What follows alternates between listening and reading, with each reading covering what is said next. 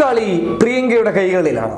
ഇത് ഞാൻ മാത്രം പറയുന്നതല്ല, അല്ലെങ്കിൽ ഞങ്ങൾ പറയുന്നതല്ല, മറിച്ച് യോഗി ആദിത്യനാഥ് വരെ സമ്മതിച്ചു കൊടുത്തിരിക്കുന്നു എന്ന് വേണം പറയാൻ. ഒരു ചാനൽ അഭിമുഖത്തിൽ യോഗി പറഞ്ഞിട്ടുള്ളത് ഇങ്ങനെയാണ്: കിഴക്കൻ യു.പിയിൽ ഇനി തിരഞ്ഞെടുപ്പ് നടക്കാൻ വേണ്ടി പോകുന്ന 27 മണ്ഡലങ്ങളിൽ വ്യക്തമായിട്ടുള്ള ഒരു മുന്നേറ്റം പ്രിയങ്കയിലൂടെ കോൺഗ്രസ് കാഴ്ചവെക്കും എന്നുള്ളതാണ്. അത് എടുത്തു പറയുന്നു, പ്രിയങ്കയിലൂടെ കോൺഗ്രസ് കാഴ്ചവെക്കും എന്നുള്ളതാണ്. അപ്പോൾ യോഗി പറയുന്ന ഒരു കാര്യം എന്ന് പറയുന്നത്, ഈ മേഖലയിൽ ബ്രാഹ്മണ വോട്ടുകൾ, അതായത് ബ്രാഹ്മണന്മാരുടെ വോട്ടുകൾ വളരെ കൂടുതലാണ്. അത് 2014 സ്വാധീനിച്ചത് BJP ആണെങ്കിൽ 2019 ആ വോട്ട് ബാങ്കുകൾ സ്വാധീനിക്കുന്നത് പ്രിയങ്കയിലൂടെ കോൺഗ്രസിനാണ്. അത് എന്തുകൊണ്ട് അങ്ങനെ പറയാനുള്ള കാരണം എന്ന് പറയുന്നത്, പ്രിയങ്കയുടെ ഒരു കടന്നുവരൽ കിഴക്കൻ യു.പിയിൽ മാറ്റങ്ങൾ സൃഷ്ടിച്ചു എന്നുള്ളതാണ്. അത് പരസ്യമായി സമ്മതിക്കുകയാണ് യോഗി ആദിത്യനാഥ്. ഒരു ചാനലിന് നൽകിയ അഭിമുഖത്തിലാണ് യോഗി ആദിത്യനാഥ് ഇങ്ങനെ പറയുന്നുള്ളത്. അത് മാത്രമല്ല, യോഗി മറ്റൊരു കാര്യം പറയുന്നുണ്ട്: ഈ മേഖലകളിൽ BJPക്ക് വലിയ മുന്നേറ്റം ഉണ്ടാകാനും സാധ്യതയില്ല എന്നും യോഗി പറയുന്നു. അതിന് വ്യക്തമായ കാരണം എന്ന് പറയുന്നത്, ഇവിടെ കോൺഗ്രസും മഹാസഖ്യവും തമ്മിലായിരിക്കും മത്സരം എന്നുള്ളതാണ്. എന്നാൽ ഈ മേഖലകളിൽ BSPയുടെ സ്ഥാനാർത്ഥികളാവട്ടെ ശക്തരല്ലാത്ത സ്ഥാനാർത്ഥികളാണ്. അപ്പോൾ യോഗി പറയുന്നുണ്ട്, അവിടെയുള്ള മുസ്ലിം, യാദവ, ദളിത് വോട്ടുകളും പ്രിയങ്കയിലൂടെ കോൺഗ്രസിലെത്തും എന്നുള്ളതാണ്.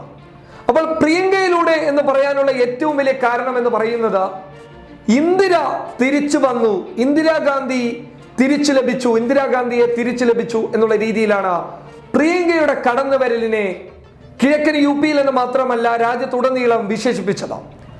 ഇന്ദിരാഗാന്ധിയുടെ കരിസ്മ പ്രിയങ്കയിലുണ്ട്, അതേ പ്രവർത്തന മികവും പ്രിയങ്കയിലൂടെ കാണാൻ വേണ്ടി സാധിക്കുന്നു എന്നും പ്രവർത്തകർ ആണയിട്ട് പറയുമ്പോൾ, 6ാം ഘട്ടവും 7ാം ഘട്ടവും കടന്നു പോകുന്ന തിരഞ്ഞെടുപ്പുകളിൽ, ആ തിരഞ്ഞെടുപ്പുകൾ നടക്കുന്ന മണ്ഡലങ്ങളായ 27 മണ്ഡലങ്ങളിലും ബ്രാഹ്മണ, മുസ്ലിം, ദളിത്, യാദവ വോട്ടുകൾ കോൺഗ്രസിലേക്ക് എത്തുമെന്ന കാര്യത്തിൽ സംശയമില്ല എന്നുള്ളത് നമുക്ക് അടിവരയിട്ട് പറയാം. എല്ലായിടത്തും മികച്ച പോരാട്ടം കാഴ്ചവെക്കുമെങ്കിലും ചിലയിടങ്ങളിൽ വിജയിച്ച് കയറാൻ പറ്റുമെന്ന കാര്യത്തിലും സംശയമില്ല. കാരണം BJPയുടെ ഒരു നേതാവ്, അല്ലെങ്കിൽ യു.പിയിലെ മുഖ്യമന്ത്രിയായിട്ടുള്ള യോഗി ആദിത്യനാഥ് പോലും പറയാൻ വേണ്ടി മുന്നോട്ട് വരുമ്പോൾ പ്രിയങ്കയുടെ കരുത്ത് മനസ്സിലാക്കാൻ വേണ്ടി സാധിക്കുന്നതേയുള്ളൂ.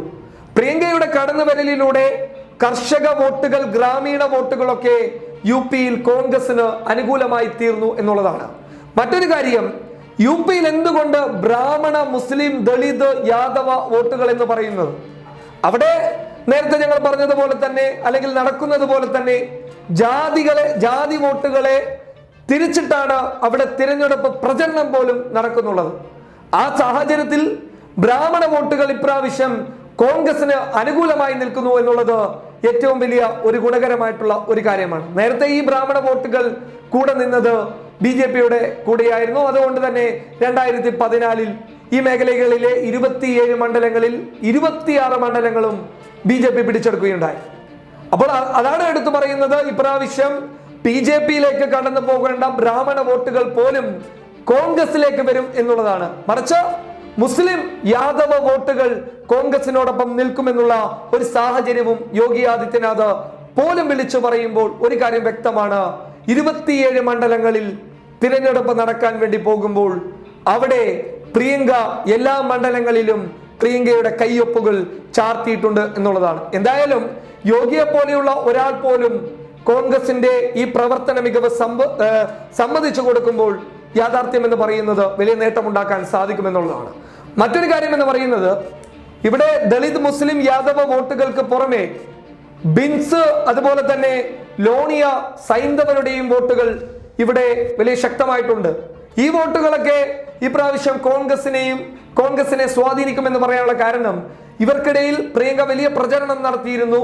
ഈ മേഖലകളിലൊക്കെ പ്രിയങ്ക വലിയ രീതിയിലുള്ള പ്രചരണം നടത്തി ഇവരുടെ വോട്ടുകളൊക്കെ ഉറപ്പിച്ചിരുന്നു എന്നുള്ളതാണ് വ്യക്തമാകുന്നത്. എന്തായാലും ഒരു കാര്യം വ്യക്തമാണ്, ഇനി തിരഞ്ഞെടുപ്പ് നടക്കാനുള്ള 27 മണ്ഡലങ്ങളിൽ കോൺഗ്രസിന് മികച്ച പോരാട്ടം കാഴ്ചവെക്കാൻ സാധിക്കും എന്നുള്ളതാണ് ലഭിക്കുന്ന റിപ്പോർട്ടുകളെ അടിസ്ഥാനപ്പെടുത്തി പറയാനുള്ളത്. News desk public Kerala.